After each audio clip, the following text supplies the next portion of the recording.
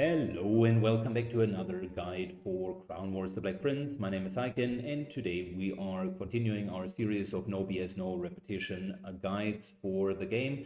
This is going to cover the Flayer, weapons, skills and itemization, as well as some gameplay footage. So the Flayer as a class is a single target damage dealer that resembles the sniper from XCOM quite closely. It starts off rather weak as a class, so people might be willing to skip on it, but it becomes incredibly strong, the strongest single target damage dealer in the game at the later stages of the game. It does have access to two different sets of weapons. Both of them are ranged, so either the bow or the throwing axe. It does not have access to the crossbow, which means that if you want to have players in your team and you're scarce on resources, and you're using other classes like the Alchemist and the Beastmaster, where you're also wanting to use ranged weapons, then you are best served to either go for full bows or full throwing weapons. And between both of them, at least from a Flayer perspective, there is a clear winner. The bow is substantially better than the hatchet for a whole number of reasons. For starters, the hatchet has range 6 as opposed to range 8, which makes a huge difference, specifically in Overwatches. The hatches cannot use extra ammunition, which is huge for the Flayer, because the Flayer has the unique ability that the first item that it uses every single turn is coming at no action cost. So if you are using arrows, that means that this class has a third attack for free every single round until you run out of arrows, which is crazy. That is where some of the insane damage is coming from. It also means that if you are going with a throwing axe build, you are basically relegated to throwing potions, poison grenades, fire grenades, or using berserker tonics, or being kind of a healer in that sense that you are going around with bombs, healing people from the second line, and then throwing weapons. It is a way that you can play the character class, but I don't think that that is very efficient. The by far most efficient way of playing the class is going into the bow, which is a crazy weapon because the bow itself does scale enormously. The Flayer itself already comes with 40% crit, 5% you can get as a unique trait from the prison. It's the only class that can get its crit levels improved. So on top of that, whenever you have an elevation bonus, you are going to get another 10% crit chance, you're like 55%. If you're then putting dead aimed in, that's another 15% crit chance, so you're already at 70% crit. And then if the target is in the open, there is even another chance. So I've seen crit chances as high as 90% with the bow. If you're inflicting prone onto a target, that's even a guaranteed crit if you're stacking all of these abilities. And why is that so important? Because the whole character revolves around crit fishing. The better you can crit, the more your skills will benefit, because there are a lot of passive skills that trigger off of crits. So the selection of the weapon is actually quite simple. The weapon already quote-unquote maxes out at weapon level 3. Spectacular Shot is okay, but at no means that great that you would spend 2 action points onto it. In terms of skills that go with that, you do have Lone Wolf, which is that additional 15% crit chance, so you're at 45 plus Lone Wolf 60 plus High Ground 70 plus Critical Genius 85%, and then if you're proning, you're at 100% crit chance just by using those abilities. So on level 2, you can either get Caltrops or Lone Wolf. Lone Wolf, if no one is in 3 cells radius of you, you're getting that 15% crit chance. Mind you, you can move out, then shoot, to get that nice little advantage, and then others can move in later. So it's really a very flexible talent in that sense. Caltrops are okay, I would say. There are a couple of options or situations where you can use that, particularly on defensive missions. They can be nice. they are suffering the same problem as the oil. People are just not slowed enough, and the damage that they take is not meaningful enough to really make this an interesting ability. Also, the ground with the Caltrops will hinder your own characters and will deal damage to them. So I would always go for Lone Wolf. The next one is a bit of a tougher choice. Sidestep allows you to deal damage in melee, then get elusive so that you can get away. Defensive shot basically gives damage and then grants you resilient with extra armor, which can come in handy if you're being attacked from range, just mitigating some of that damage. I tend to go for sidestep because it just is a quality of life feature in my book. If anyone, specifically dogs or beastmasters, tend to run into the back line and stand next to you, that means you can no longer move without attacks of opportunity, and I don't want to get bitten and then bled on, so sidestep has saved me a couple of times, but both of them are service built. On level 4, it's a very easy choice. You either have ambush, which gives you an additional 15% crit chance if the target is full health. That's nice because it allows you to guarantee a crit on the first attack, or alternatively Deft Hands, which is nicer, so to speak, and mainly because Deft Hand inflicts rooted.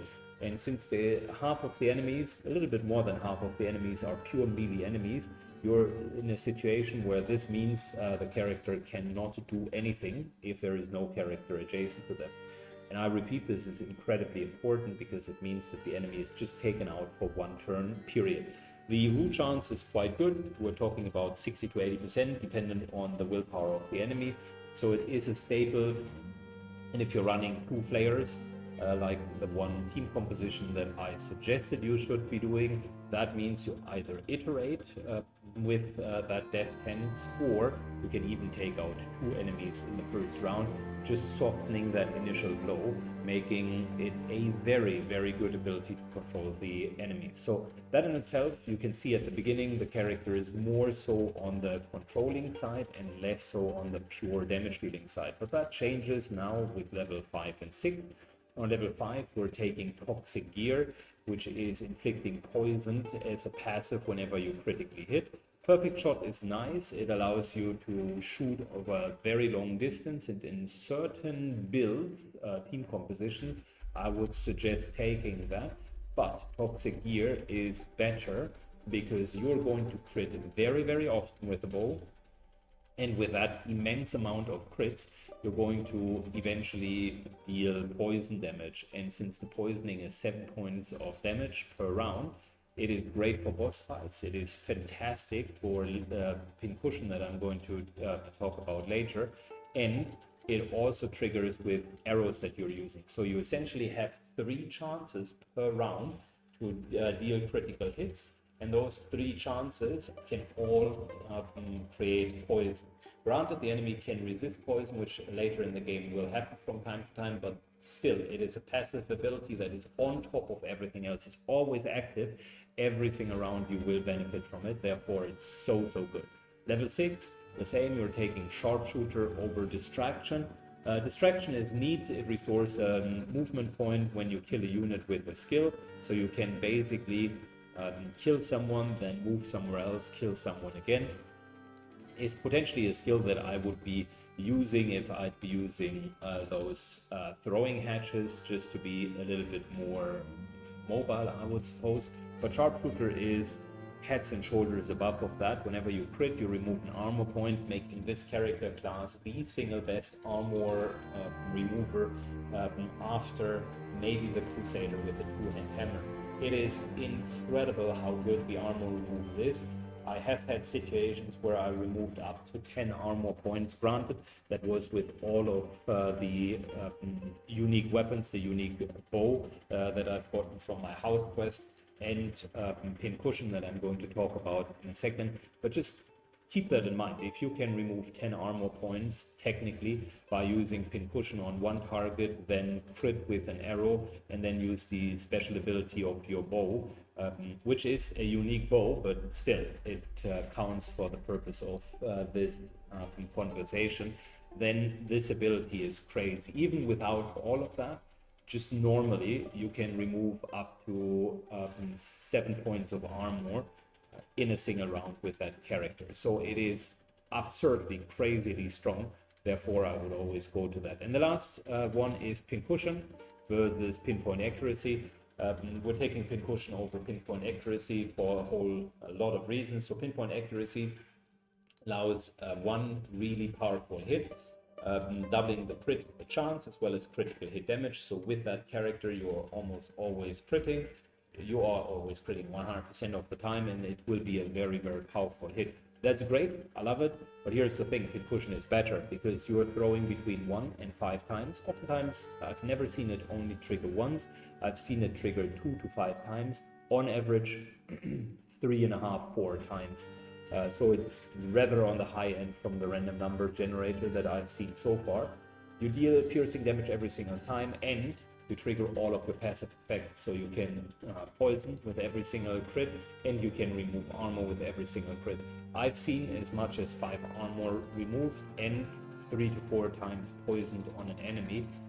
I've seen insta-kills with that on a single enemy. I've seen heavy tanks just getting reduced to almost nothing. I've seen end bosses lose all of their armor.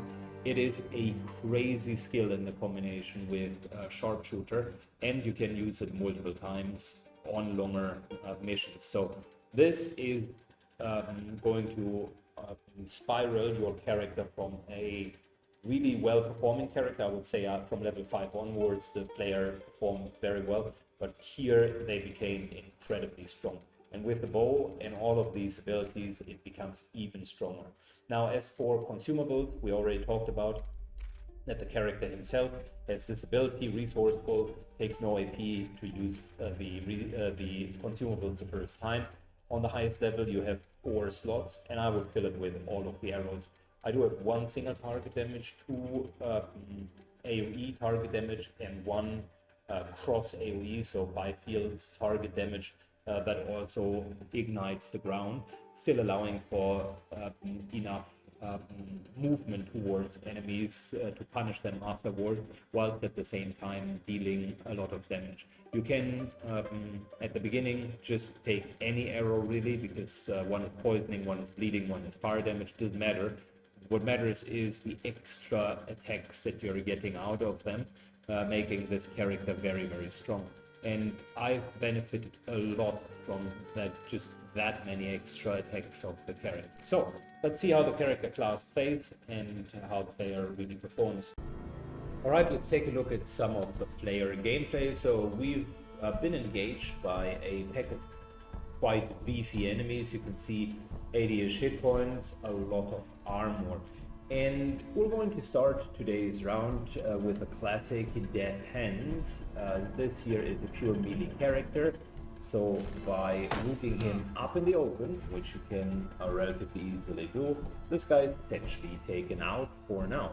But it doesn't stop there. We're still having a couple more enemies right over here. Most prominently, this Torturer of the Order, which has a lot of armor and is quite a pain in the rear actually. So what we're going to do is we're starting with an extra arrow. You can see critted for poisoned and bleeding, and just with that one extra free shot we have dealt 24 points of damage in repeatable or damage over time, and we dealt around 12 damage on top of that. And on top of that, we'll remove 1 armor. So effectively, 24 of his hit points are gone. We're going into pincushion, and this is exactly what I mentioned. Completely emptied him.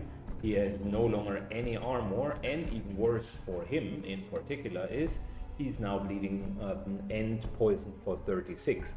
That's what I mean with the strongest single target damage build.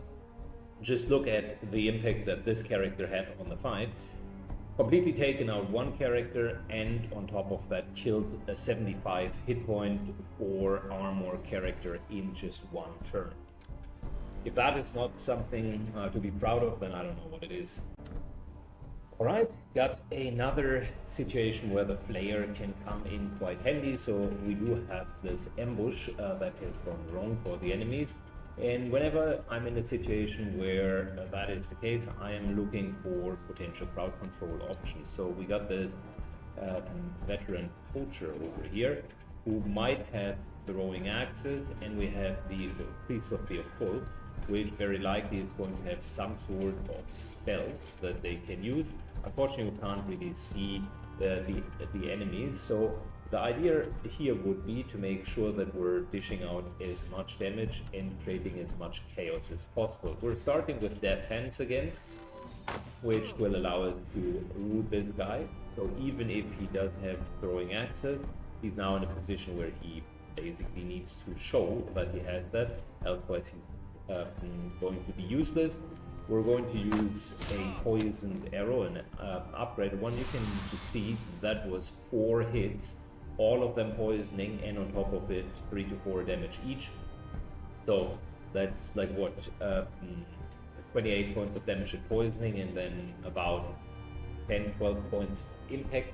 So we're looking at 40 points of damage. On top of that, we have rooted this guy and taken him out. And I'll just save the last potential shot for whatever I need to kill. Typically, the Flayer is really good at finishing enemies, simply because we're in the luxurious situation that we can simply select whom we want to attack. So I'll leave that up for now, but I think that was a great example of how 2 attacks can completely change the course of the battle. Taken one out with 64 hit points, so this guy's not going to annoy us, and we dealt around 40 points of damage on top of that, plus single target damage to that poucher was another 12, so 50 points of damage. If you add another shot to it, we're likely netting 60 points of damage, and 60 points of damage per round is really good DPS. Alright, I hope you enjoyed the Flayer. If you liked the video, give it a thumbs up, try to find out more about the other guys, and see you in another Crown Wars video. Bye bye.